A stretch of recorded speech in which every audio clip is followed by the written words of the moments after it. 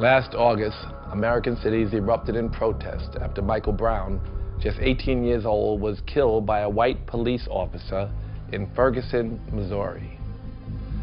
For the first time in decades, there's a national discussion about how just our criminal justice system is. Police shooting and prison reform are finally topics at presidential debates. What gets little attention is what we're doing to our youngest citizens, our children. The U.S. locks up more children than any other developed country by far. It's time we talked about this. In the documentary you're about to see, Prison Kids, you'll meet young people whose lives were torn apart by our juvenile justice system. Kids who needed help, but instead were locked up. And you'll meet those fighting every day to turn it around, to stop the criminalization of childhood in America. If a society is judged by how it cares for its most vulnerable citizens, are we ready for Judgment Day? I hate being inside the cell. You got your little window to look outside, and that's really it.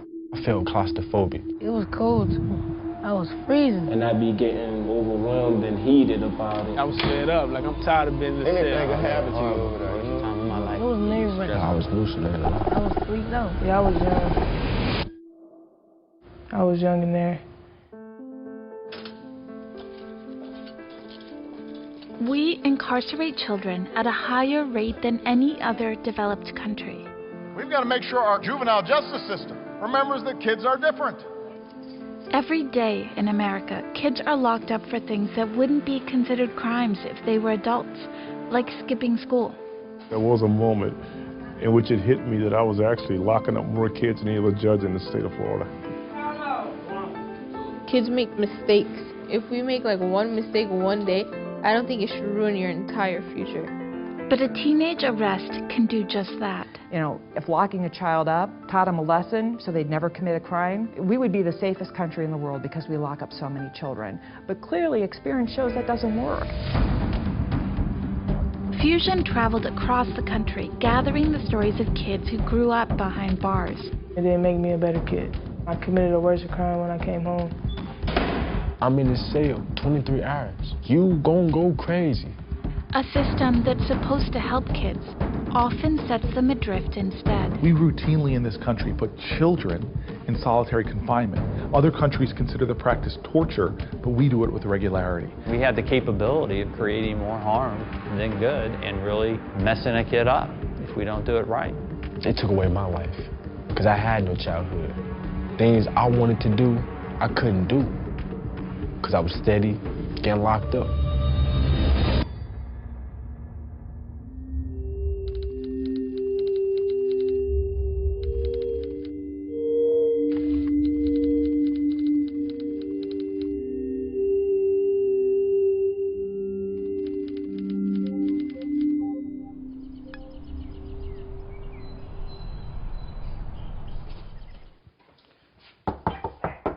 Come on, get up.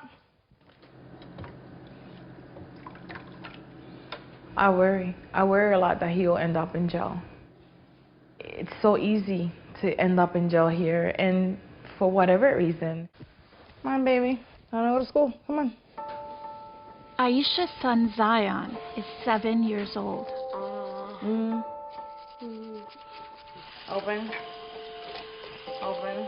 If he gets into an altercation or he does something that they think is punishable, definitely. I worry a lot. Zion, are you gonna behave today? Yeah. You gonna do all your work? Okay. You promise me? Yeah. Please. You have to learn. Zion lives in Broward County, Florida. School has never been easy for him.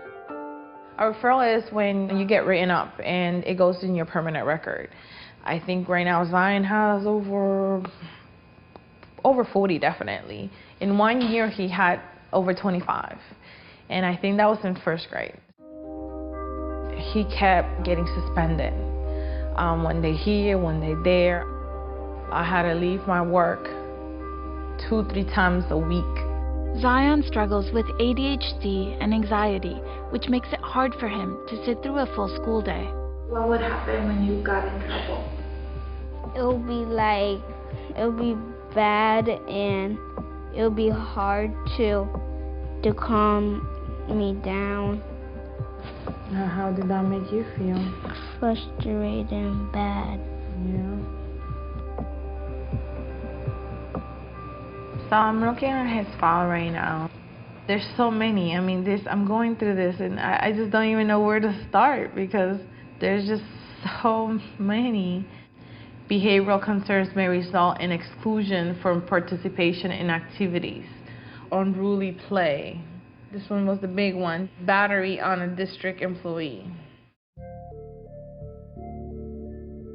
He just had a major anxiety attack.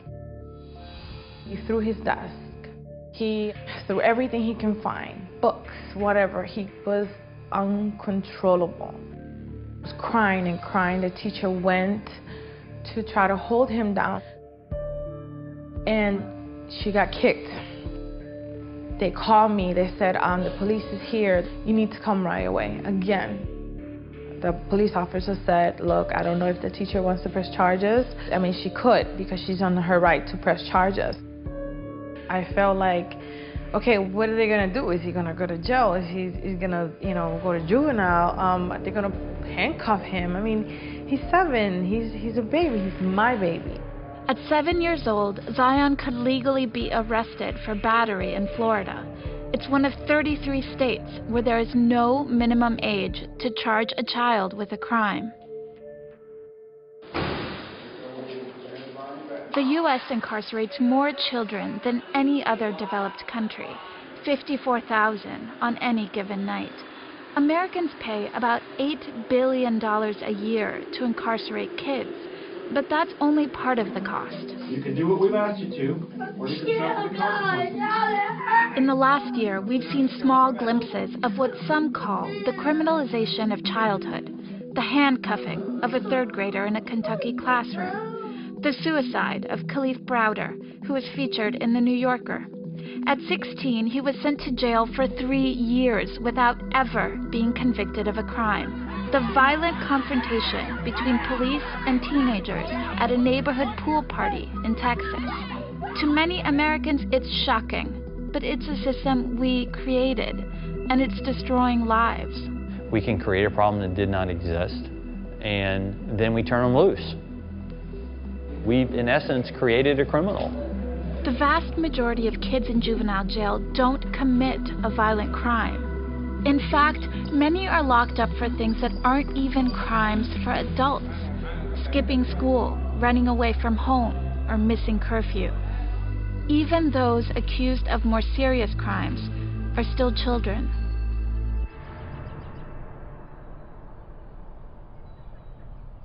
I could never imagine my life if I haven't been incarcerated as a kid.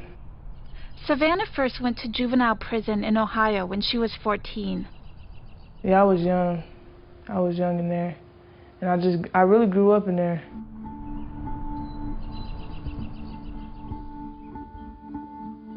This is her in 2009. I definitely feel sad about missing out on like school, games, stuff like that. You know, being able to create memories for like my family. Like my mom tell me sometimes like I robbed her the chance of raising me.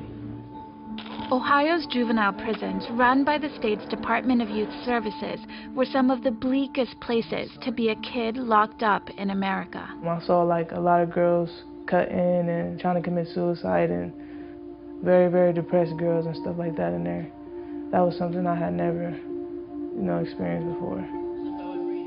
Savannah's experience can be traced to what was happening in the country when she was just an infant. In California, 3 children, all under the age of 10, were arrested this week after the near-fatal beating of an infant. In Chicago, a 10 and 11-year-old drop a 5-year-old from a high-rise to his death.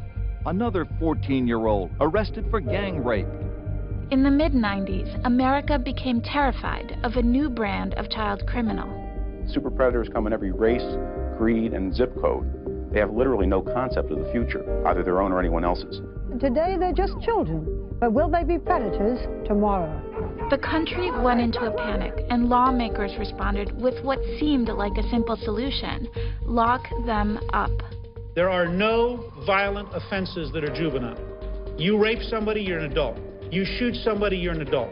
I'm directing the FBI and other investigative agencies to target gangs that involve juveniles in violent crime, and to seek authority to prosecute as adults teenagers who maim and kill like adults. The number of kids locked up in America peaked in the year 2000, hitting 109,000 kids. We can expect a crime wave of juvenile violence over the next 10 years. But the predictions were wrong. There were no super predators. In fact, juvenile violent crime rates dropped, and the number of kids in juvenile facilities went down too. Still, the U.S. incarcerates children at a higher rate than anyone else. Those kids are usually black or brown. Most struggle with mental illness. It tickles anyways. This weighs on Zion's mom, Aisha. That fear is still in me, that he'll, be arrested, that he won't finish school. Look at this. Nothing. When you're a mom, you're so ambitious towards your kids. You want them to be better than you were. That's all I ask. But I'm scared.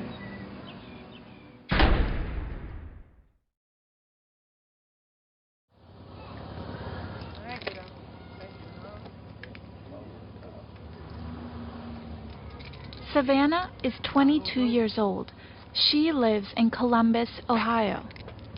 I started to get in trouble around the age of 12. Sheesh. I really didn't like being at home that much. I had a lot of responsibilities. My mom worked a lot. She was a single mom. So it was better to be worried about myself and be on my own. At 14, Savannah was locked up in one of Ohio's juvenile prisons, run by the Department of Youth Services, or DYS. I never fought as much till I got to DYS. I never really had conflicts with other people in school that much. I got into fights here and there, but not as much. Sometimes, I get anxiety, and that would be a way of releasing it. I would just throw stuff or yell or do something, and that would carry on to something else, and then lead to a fight. When Savannah fought, she said she was placed in solitary confinement, 23 hours straight in a cell. If she followed the rules, Savannah could earn time outside. Some consider solitary confinement torture. The state called it a special management plan meant to make her a better inmate. Instead of helping, Savannah says it made her worse. Sometimes I would work the plan, and then maybe something might upset me or something, and I just ruin the whole thing. The isolation kind of sometimes made me feel crazy. To be in a cell for 23 hours is definitely, they be like, count bricks. It's not really too much you can do. I remember one time somebody snuck me a marker. I drew on every inch of my wall, every inch of my wall was covered with something. It kind of tests your mental state at sometimes. You might find yourself talking to yourself or something. Just trying to pass time or anything. Find anything to do in there. When a lot of people speak about the projects, they think of the place you won't want to be. That's how they make it seem like something wrong with it. Ain't nothing wrong with the projects, though. I love the projects. I feel like it made me who I am. Y'all want me to show y'all where my mama stay at? Yeah, straight turn. Keep straight. Alan grew up in Cleveland. He spent more than 2 years in Ohio's juvenile prisons. I used to stay at this house right here. That used to be my window right there. I used to jump out that window when I'm on punishment. She don't let me out the house. I hang drop and run over there, run through there.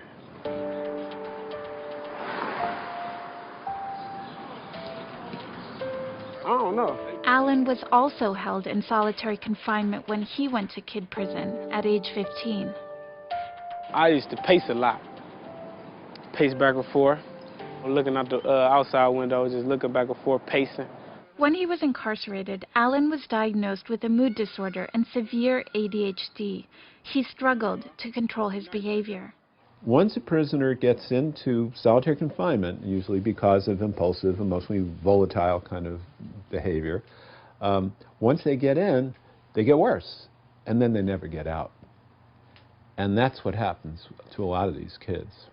Dr. Stuart Gratian has studied the impact of solitary confinement on inmates for 3 decades. Instead of understanding what was going on with these kids, they were punished. They were put in solitary confinement.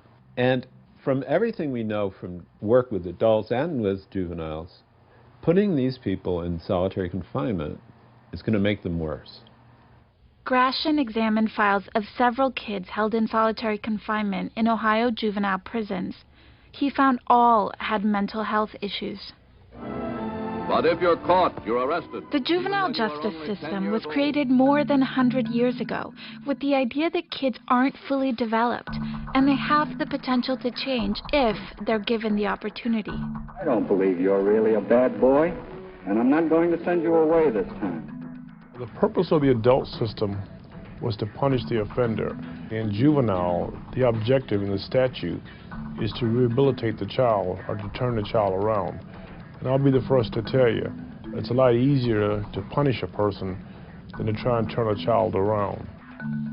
Just like in other parts of the country, there was more punishment than rehabilitation in Ohio. Sadly, what develops in places like this is a very kind of cynical, kind of cruel attitude towards the kids. In 2011, the year Alan got arrested, kids in Ohio juvenile prison spent 229,000 hours in isolation. That's an average of 306 hours per kid that year. The more time Alan spent inside, the worse his behavior got. It just made me more aggressive. It made me more on the edge. I was always mad, like upset, like frustrated. I feel like the whole program and all that only made us worse. That's all it did. It only made us worse. Alan says he never took psychotropic drugs until he was on trial in juvenile jail. And I used to just be up all the time, all night, couldn't sleep thinking. That's when they first introduced me to Seroquel. They said this will help you sleep. Seroquel is a powerful antipsychotic drug. When Alan was sent to kid prison, the state continued to prescribe it, sometimes at the maximum dose. I used to be like stuck, for real. I'd take my Seroquel and just be like stuck. Just staring out of space or something. You really can't even move. Documents reveal that on one of the days that Alan was incarcerated, 92% of the kids locked up with him were on psychotropic drugs. The medication and solitary confinement were a dangerous combination. If you do this to an adolescent for a long period of time, there's significant evidence here. You're altering brain function and brain development. We engage in practices in prisons and jails that actually make people far more dangerous. U.S. Senator Cory Booker has introduced legislation that would ban the use of solitary confinement for juveniles. We routinely in this country put children in solitary confinement, which has a traumatizing impact on that child's emotional and mental health. In fact, 60% of the kids that are committing suicide in prisons are ones that have been put into solitary confinement. Other countries consider the practice torture, but we do it with regularity. In just 1 year, Alan spent 313 days in solitary confinement. You know, and one of the really sad things about it is that if you looked at those charts, a lot of those kids entered the system hopeful that the system could help them. They've been given a tremendous burden and impairment, and I think it's exceedingly difficult to overcome that. You know, the generation of kids who went through those kind of systems, you know, it's tragic. You know, all we can do is just pray for them. I'm going to a new school when I get home. I'm going to be entering the 10th grade. Probably stay at that school, graduate from that school if everything goes okay. I've already got my mindset is what do I want to do. I want to go farther in life.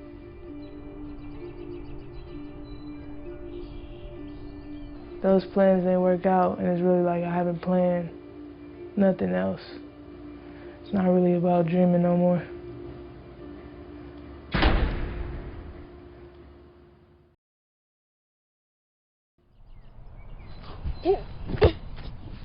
Ow! When he was about 3.5, they said that he was behind in his speech. I'm a soccer genius. At first, he couldn't articulate very well.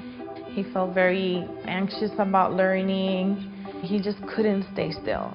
Coco! Aisha says that by age 5, Zion had been diagnosed with ADHD, anxiety, and depression. We entered him into therapy. And at first, it was kind of helping him with the coping skills, but it just stopped. It wasn't helping him anymore. Here's your other medication. So, Aisha says, Zion started taking medicine. First we had Risperdal. Risperdal seemed to work a little, but then he gained 30 pounds. They gave him Adderall. He became a monster with Adderall. He was on Focalin, and it was so hard because when you're giving him Focalin, you know you're giving him cocaine.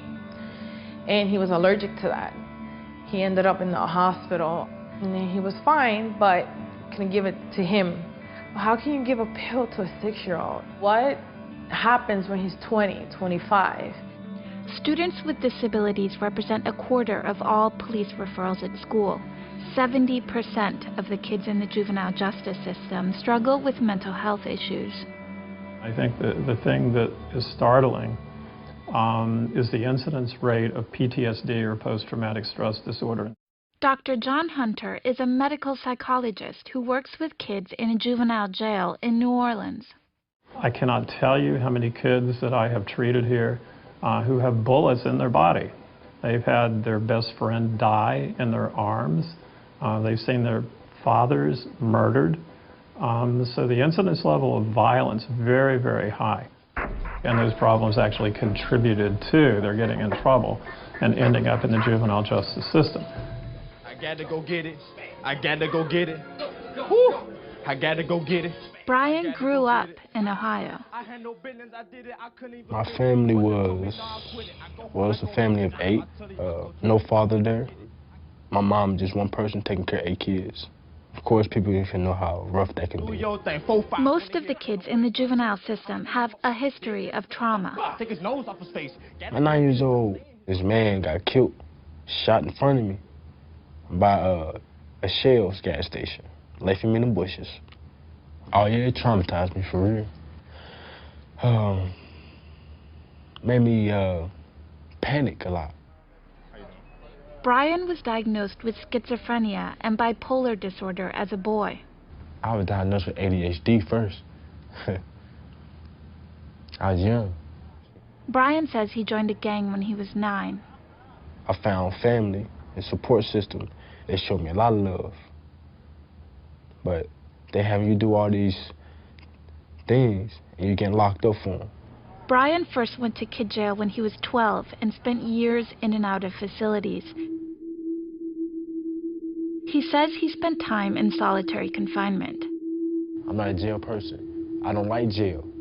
Trying to maintain you in this cell 23 hours, you gonna go crazy. I believe if you anybody, you gonna go crazy. And you start hearing things. Ain't nobody in your room talking to you. I was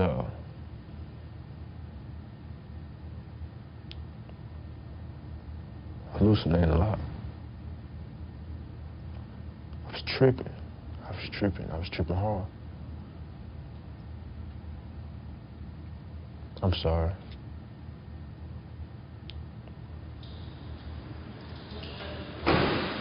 Brian says he was diagnosed with post-traumatic stress disorder, PTSD, when he was inside.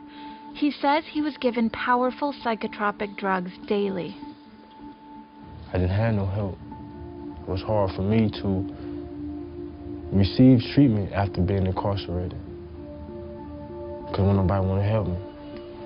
These are kids that typically are not welcome in the traditional mental health system because of their behavior problems. So it's very, very hard for them to get access once they've been identified as a juvenile justice involved youth. A lot of psychiatric facilities will not accept them because of their concern about how disruptive their behavior may be and their effect on their staff and other kids. Which the state alleges are sufficient to establish. Linda Tedosio is a juvenile judge in Akron, Ohio, who's helped rethink how courts treat mentally ill kids. I think that a lot of folks still believe that if you lock up a youth for a while, regardless of his illness, that he will learn that when he is released, he shouldn't act that way again. And, you know, in my mind, I always like to liken it to, you know, if you have a kid who has an epileptic seizure, are you really going to lock him up for a few days to teach him not to have another seizure? If we don't treat the underlying cause, locking them up or punishing them is not going to solve the issue. Mike left his treatment team notes for me. I'm concerned with how much she's working, a little bit. This group of counselors develops individualized treatment plans for kids with mental health issues who face low-level charges. Kids get help and stay out of juvenile jail.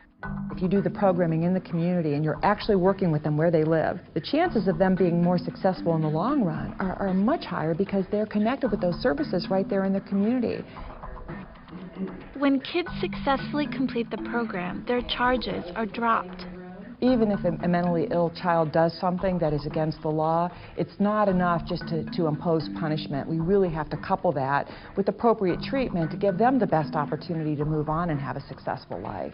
Chris came a long way from me having to go get him out of bed every morning. He's come a long way, so.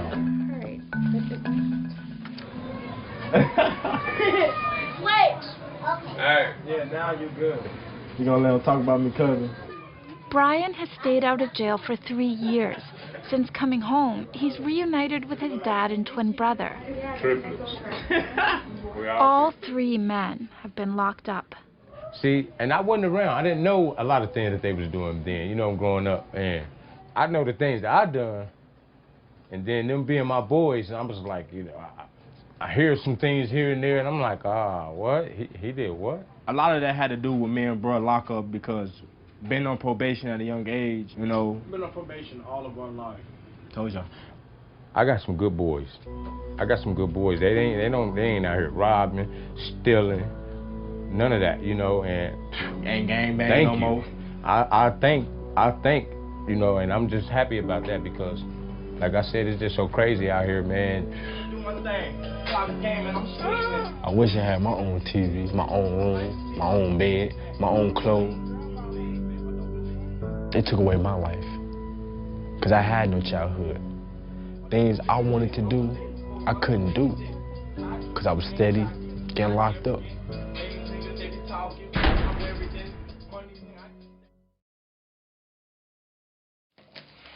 Get in the car. Seatbelt. Gonna be a good boy? Huh? You know, you have to try your best, you know that, right? In 2011, the year Zion started preschool, his school district arrested more students than any other in the state of Florida. You feel discriminated. He's Latino and he's black too, so to me he's perfect mix. But, you know, you feel discriminated. I might not have a lot of money, but I'm trying to raise the kid the best I can, and I don't want him to be singled out. I don't want him to be another statistic. It's a beautiful day, right, Zion? In Florida, 53% of the kids arrested in school are black, even though they account for just 21% of the youth population. I asked to come down here to juvenile delinquency because I knew that I'd be working with African-American males predominantly. Is the one the ridge of the child? Elijah Williams is a juvenile judge in Broward County, Florida. His courtroom is a few miles away from Zion's neighborhood. And when I look in that box and I see dozens of them lined up, I see myself because I came from their background. The criminal justice system, our legal system, was designed by people who are white, wealthy, and who are highly educated. And so my challenge every day as a judge is to make this system work for people who are of color, who are not as educated and not as wealthy. And that's what I do every day when I come to work.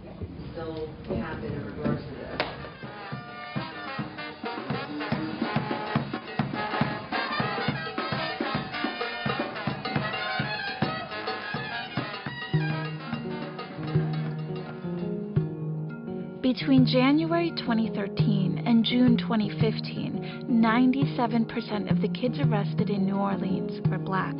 They make up about 72% of the minors in the city. The amount of people we have currently incarcerated, the amount of kids we have currently out of school, a lot of that comes from the lack of opportunities provided to those students and the lack of services also. I'd say probably opportunities and services. Those two things together make a very bad cocktail.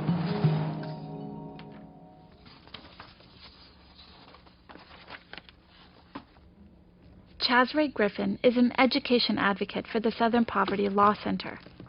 He spends a lot of his time reading school discipline records. This is all of his education documents, so right now what I'm trying to do is I'm trying to organize everything because I just got these like a week ago. Buried in Griffin's paperwork is the file of an 8th grader arrested for battery.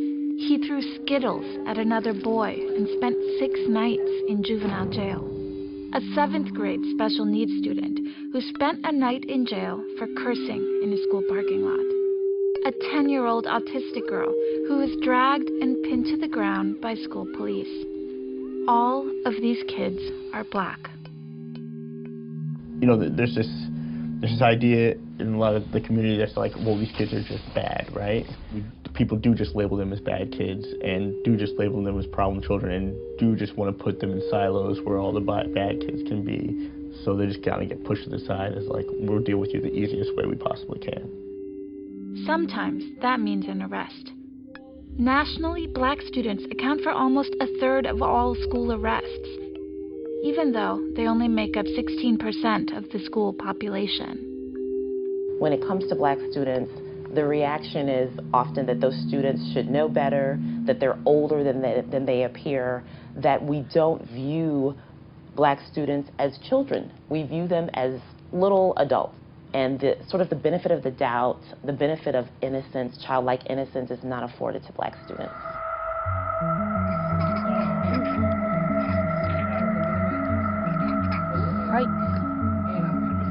I was in 6th grade, and this girl kept messing with me.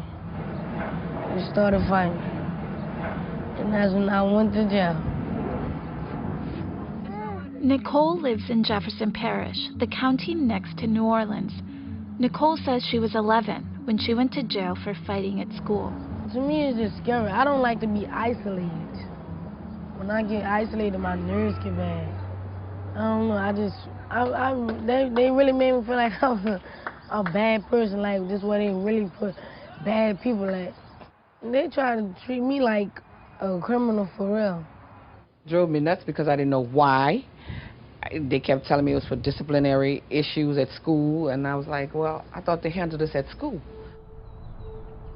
In fact, the Southern Poverty Law Center found that in 2011, Jefferson Parish Public Schools arrested more students than any other school district in Louisiana. In 2014, they found that black students made up 80% of the school arrests, even though they're only 41% of the school population here. What seems like a small issue of arresting a kid for a minor thing, you know, that kid has to face all these extra barriers in order to graduate from high school, go to college, you know, get a job.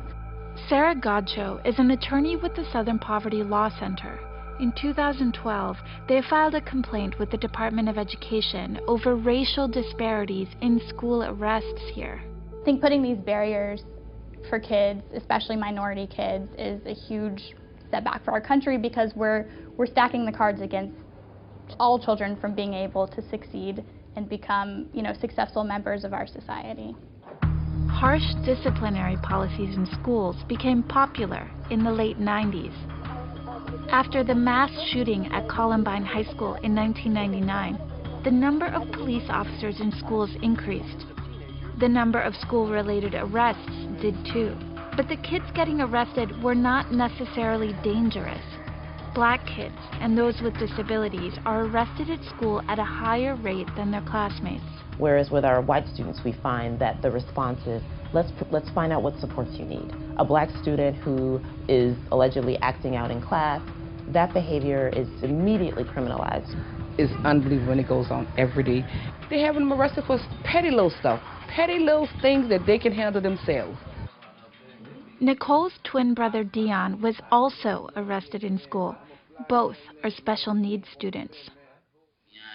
Dion's family says he first got locked up long-term when he was 13. For almost 3 years, he bounced between group homes and juvenile facilities. Oh, they were horrible. Worst time of my life. Wish I could go back on that just to fix that time. Wish I had a time machine right now. I could just press rewind. When we spoke with Dion in April, he'd just been released from a juvenile prison outside New Orleans. So how does it feel to be out now after being in the facility? Oh, man. Feels good.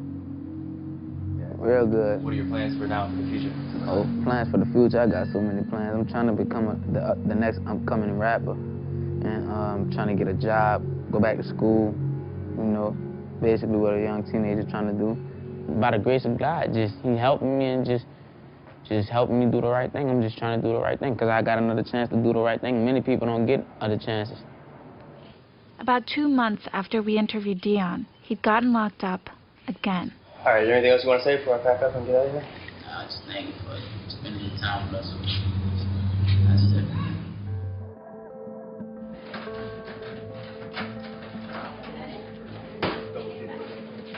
The Southern Poverty Law Center found that since 2012, the racial disparities in school arrests here have actually gotten worse. In April, they asked the Department of Justice to investigate. Jefferson Parish Public Schools declined an interview. They provided a statement saying they are aware and concerned by the allegations and will work with the agencies involved to resolve any issues. It's too late. You know, help these children while they have a chance, while they're still young, and there is a chance for them. Because the older they get, the worse it's going to get. It starts out small, and it just gets bigger and bigger and bigger. And the long-term effect is the children give up. My son has, totally given up. He's given up on school. He's given up on himself. It's like, nothing I do matters. So I may as well do whatever they say that I'm doing and be what they say I'm going to be. You know, which is sad. It's really, really sad.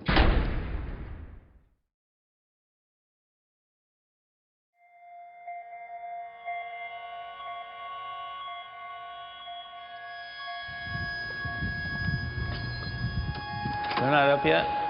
Well, why don't we go ahead, let's just turn on their lights just to get them.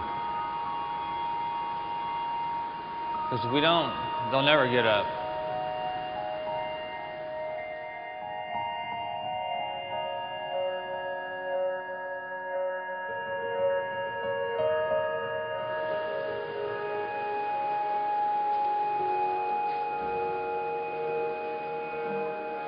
This is the Youth Study Center, the juvenile jail in New Orleans. The kids here haven't been found guilty. They're all locked up awaiting trial on offenses ranging from school fights to robbery and rape. I've been here since January. So that's like 5-6 months been here. What do you miss about home? The cooking, you know, having little talks, you know. We used to play cards for candy. I miss that. Lord, like, you never knew how important it was to spend time with your family. And you'd be like, I really don't see my mom every day, you know. I can't see my family every day, so.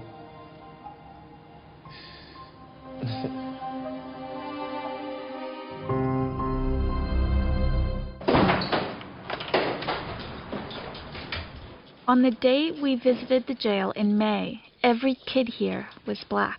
They're all African-American black, young black kids. Today my population is 100%. Yesterday my population was 100%. My population has been 100% most of the time that I've been here. Glenn Holt has run this jail for 5 years. We have an anomaly in Orleans Parish in that white kids don't go to detention. Apparently they don't commit car burglaries. Apparently they don't get in school fights and commit assaults. Apparently they're not selling drugs. Because if they are, they're not winding up in detention. The disparity in New Orleans is especially stark, but not unusual. Nationally, black kids are more than twice as likely to be arrested as white kids. They're also more likely to be charged as adults. That's what happened to Timothy. Even though he's 16, Timothy faces charges in adult court. In the adult court, kids face something that they don't face in juvenile court, which is mandatory minimums. Certain offenses carry mandatory minimum prison terms, so you're looking at 10 years. Now, when you're 15 years old and you're looking at a 10-year sentence, that's almost as long as you've been alive. There's no consideration for that sort of proportionality when a child is in adult court. In Louisiana, 17-year-olds go straight to adult court. They are not charged as juveniles. It's one of 11 states where kids as young as 16 or 17 are automatically charged as adults. But anywhere in the U.S., kids can be charged as adults if a judge or prosecutor makes that call. They're much more likely to do so with minorities. Prosecutors sometimes want to bring adult charges to appear tough on crime.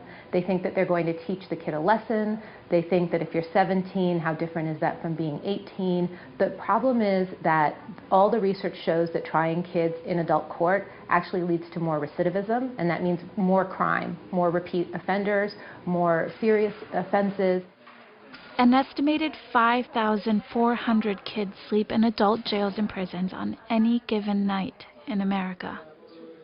While he could face a decade or more in adult prison if found guilty, Timothy is lucky to be here for now.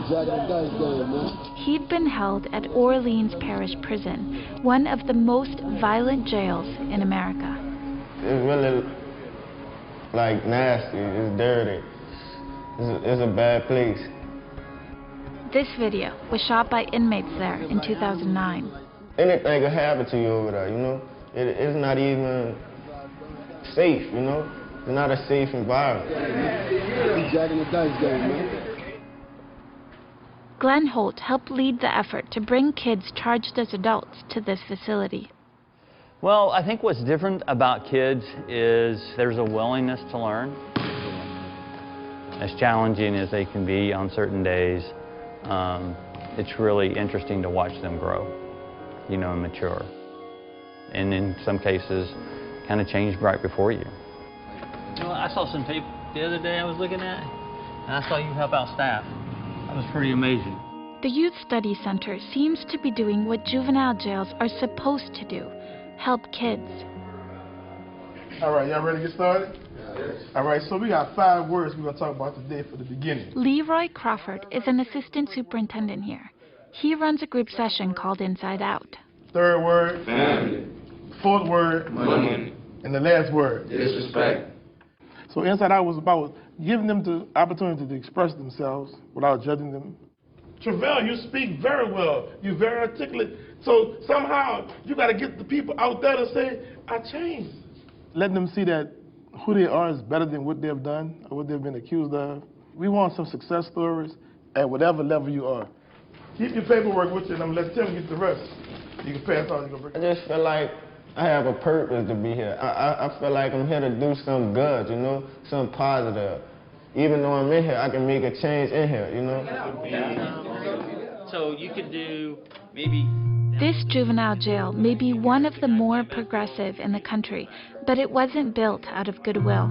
It took years of litigation over unconstitutional conditions before the city settled and agreed to fix it. It took similar lawsuits to start reforming Ohio's juvenile justice system. Around the time Savannah was held there, a court-appointed monitoring team visited. What do you think of this place? I think they try to make a try to make it a good place. And do they? They make the difference, but not a positive difference. The investigators were looking into complaints of abuse by staff and the overuse of solitary confinement. Well, anything else you guys want to tell me? I'm going to follow through on what you've said. Kim Tandy, a Cincinnati-based attorney, spent more than a decade suing the state of Ohio over conditions. We got statements, written statements from about a dozen kids who were there long-term. One of them was Alan. He was a bit of a fighter, and he was going to tell us what was going on. Me and Kim started talking, and we started talking more and more. They started coming more often, and I started calling. He would call us about other kids. He was a little bit of a protector for other kids. Alan's testimony helped Kim Tandy build a case against Ohio's Department of Youth Services. She sued the state, and it ultimately settled. Since 2008, the number of kids locked up in Ohio has dropped by almost 70%. 5 juvenile facilities have closed, and the state has significantly reduced the use of solitary confinement. Ohio's Department of Youth Services declined an interview. They said in a statement they are very proud of the reforms they have made. In New Orleans, a similar reform was begun 5 years ago. Now, kids held here are not allowed to spend more than 8 hours in their cells during the day. So this is a typical room, and we have no solitary confinement. The worst a child can get is to spend 4 to 7 hours in this room, and then they're out. But only 8 states have passed laws that prohibit or limit the use of solitary confinement for kids. Juvenile justice systems in 29 states have been investigated or sued over conditions since 2000. There has been movement, led by advocates, reformers, and families to improve the lives of incarcerated children, but it's often been a long battle. Like I said, you'll be in court tomorrow. We have the capability of creating more harm than good and really messing a kid up if we don't do it right. And there are some places in the United States that are messing kids up. Tight end or a tackle?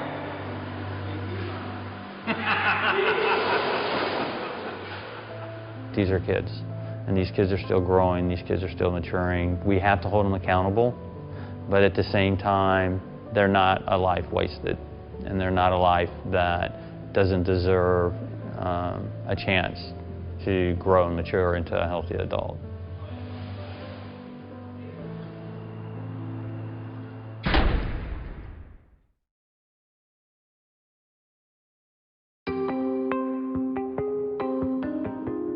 I saw the ugly, painful side of what this broken system does to so many young people in our country.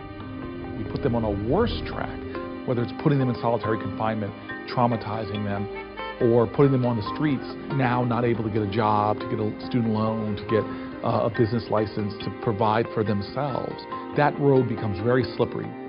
About 75% of the kids who spend time in a juvenile jail will face new charges 2 to 3 years after their release. Once you get into trouble, it's like you could never escape it again. It's almost like a curse.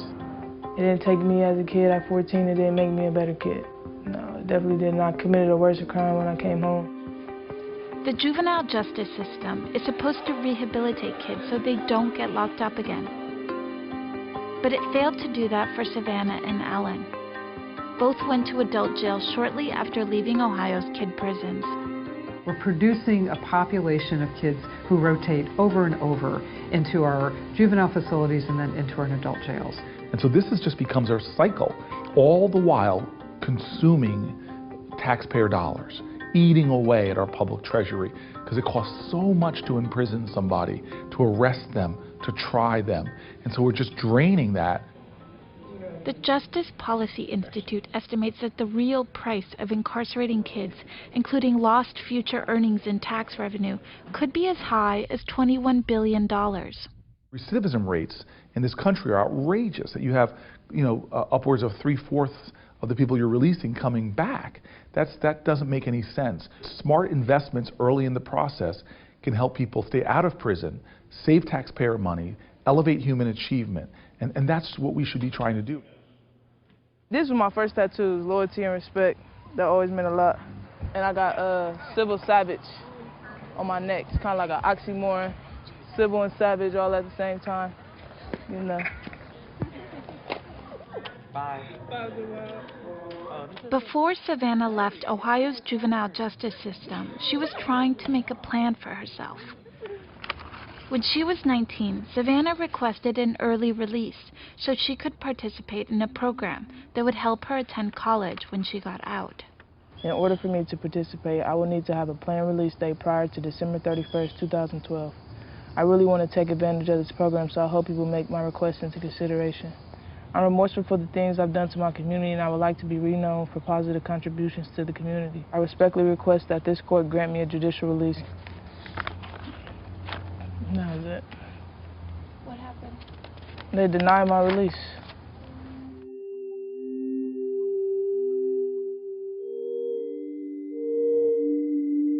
I was mad, but at the same time, I never really seen it getting accepted in the first place. So it wasn't like I got more time or nothing like that. I wasn't really banking on an early release. Savannah was released almost 2 years after writing the letter. A few months after being released from kid prison, Savannah says she missed curfew and was arrested on a parole violation. Even though she was originally locked up for juvenile charges, Savannah was now an adult and was sent to county jail. Savannah is not unique. If you take a child and you incarcerate that child for a period of time, let's say 6 months to a year, you might provide them with great treatment in that facility. You might do a lot of really positive things for that youth, hopefully while they're incarcerated. If they come back to the community and they have the same friends, the family's made no changes, they go back to the same school, the same peers, what do you really think the chances are that they're going to maintain those gains that they made while they were incarcerated? I had that little nervous feeling because you heard so many stories when you was locked down. And you back out here where this really popping at. Once you get a system, once you get put in the system, like you stuck. I was telling y'all earlier, it's like you stuck. I think if Alan wants to do it, he could do anything. He has great potential that he hasn't begun to realize yet. And so I hope he can put a support system around himself to go back to school, to be gainfully employed. But like many of these kids coming out, he needs a lot of help to do that. When Kim Tandy talks about a support system, she's talking about things most young people take for granted: a home, a doctor, a parent. Being locked up showed me a lot of things, taught me a lot of things too. When I got out, it was a week later. I did just 2 years, 14 to 16. A week later, I get locked back up. Why? Because this is all I know. So when I get out, what I do, resort back to the same things that I knew best. Brian has been able to stay out of jail for the last 3 years, but he struggled with homelessness. How can I help you? How you doing? Back calling to see if y'all have any available beds open. When we first met Brian, he and his father were getting along. But a few days after we visited, they argued, and he wound up on the street. They don't have anything. All right, bye-bye. Just hearing that lady say that, like, there's no more openings for the shelter I was trying to go to, just bummed me out. It just, you know what I'm saying, bummed me out.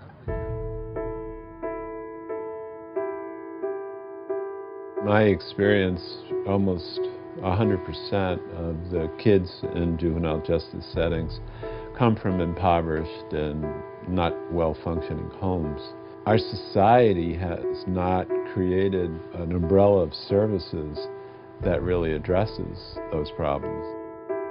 But if you don't address those problems and they just continue and worsen, then it's very likely that the kid's going to end up in trouble. You see where I'm at? You see, my plan is, I'm sitting down. When I'm done interviewing, Y'all done interviewing me. It's where I be at. Right here. I ain't going nowhere.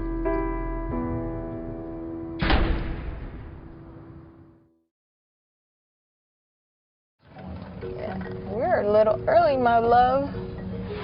Maybe early. I like to be early. You like to be early? Yeah. Yeah.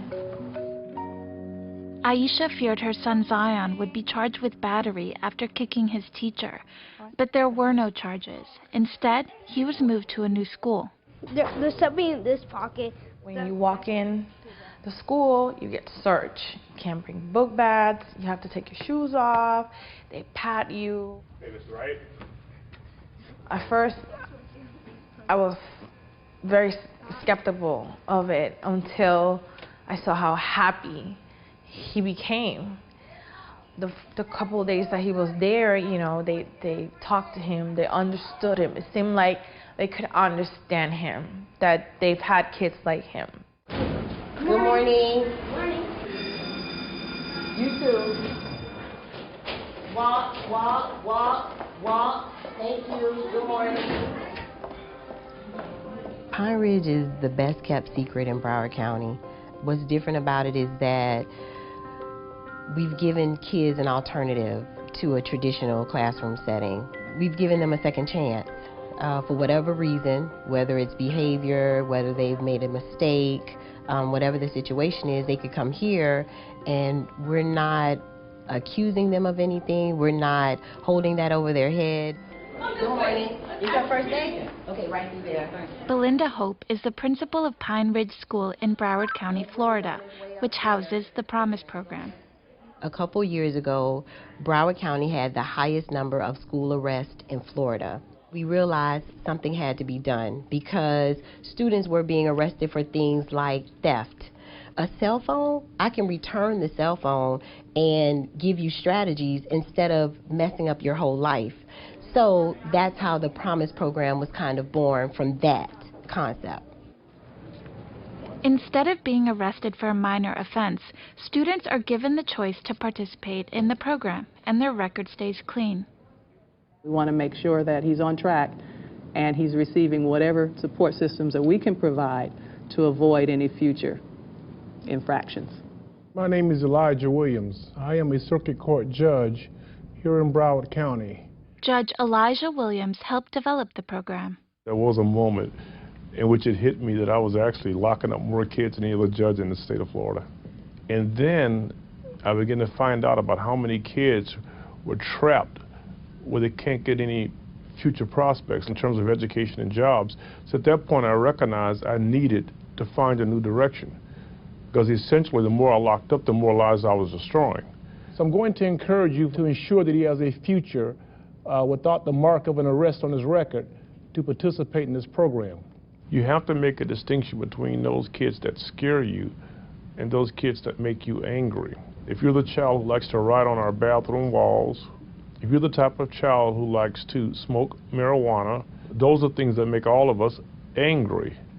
But those are not things that scare us. So those particular individuals should be not arrested, placed into a program, and dealt with from a treatment standpoint. Because you know that he didn't treat you any differently from what the rules stated. So you appreciate the fact that he gave you that one more chance. Does that make you feel better? Yes. Yeah. The counseling is kind of the foundation of it, because what we found are so many other things that are going on. A lot of times these kids are crying out for help and don't know how. You guys know the new people. My name is Mrs. Colo, and I'm going to be your teacher for the duration that you're in Promise. They have a full class schedule where they're given different strategies just to help them make better decisions and to help them understand how this could affect the rest of their life. Do you do drugs normally? So what made you do it? Make me understand what you were thinking. You can't. So it was a mistake. It was a big mistake. Students can come to the Promise program for things like fighting, theft, and drug use at school. Most kids are here a few days before going back to their regular classrooms. Kids make mistakes, and that's what it means, like, to be a kid. We make mistakes, and I don't think if we make like one mistake one day, I don't think it should ruin your entire future. Since the Promise program started in 2013, the number of school arrests in Broward County has dropped by 51%. Tell me. What do we start off with? Yes, sir? Name and date. Name and date. Beautiful. They were so lovable at the Promise program, and when he was at the regular school, every time we were going to go to school, I have a headache. I don't feel good. Zion? He goes to baseball. He's gonna go to baseball. Maybe he's on a baseball team. But he felt understood. After spending a few days in the program, school administrators decided to keep Zion long-term to help with his behavior issues. What type of words? Words that we... Zion's my little buddy. Zion comes in with the mind frame, I'm really gonna try my best to be good today. I'm really gonna do everything that I can. But something inside of me is telling me, no, don't do it. No, be bad, be aggressive, hit people. Because I don't want you to hurt yourself. See, I don't like when you talk like that. Stop. So, Luke. What I done first?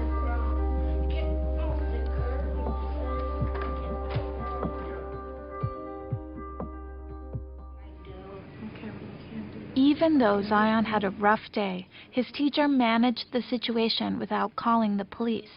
A reminder that often solving problems doesn't require law enforcement. I know my son better than anybody. I see it.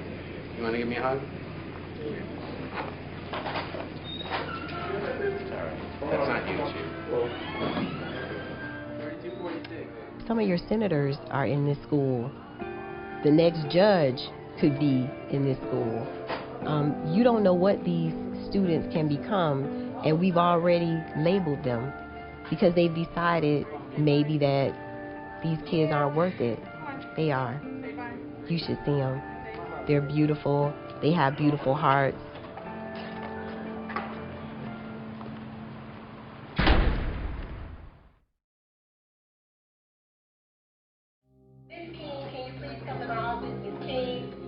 I oftentimes hear people say that our children are our future. I don't like that statement. I think we adults are the future. I think that unless we create the proper environment, unless we create the proper future for our children, there won't be our future. Brian reconciled with his dad but remains homeless. He's gone back to school to get his GED. I'm gonna break the cycle, and I'm gonna get up on my feet, and I'm gonna have better things than my parents. I'm gonna break it. I'm gonna break the chain because I feel like I need to. Nothing will change unless we do. And if we can't raise the conscience of our country, the moral imagination that we're better than this, and get more people to get engaged, because this is not one of the big issues. You're not going to see this leading the headlines on the evening news, or you poll people in this next presidential election, will this be one of the big, it won't be. But this is one of these issues that we as a country have to say, this is not us. Savannah went to county jail on a parole violation after leaving juvenile prison. You know you're not supposed to be doing that. Since being released from jail, she's picked up a new charge. They read my whole juvenile record in there. They started, from 2005. So I was like, I didn't even know that they would really do something like that. She is facing a harsher sentence because of her juvenile record. Quite frankly, if locking a child up taught them a lesson so they'd never commit a crime, we would be the safest country in the world because we lock up so many children. But clearly, experience shows that doesn't work.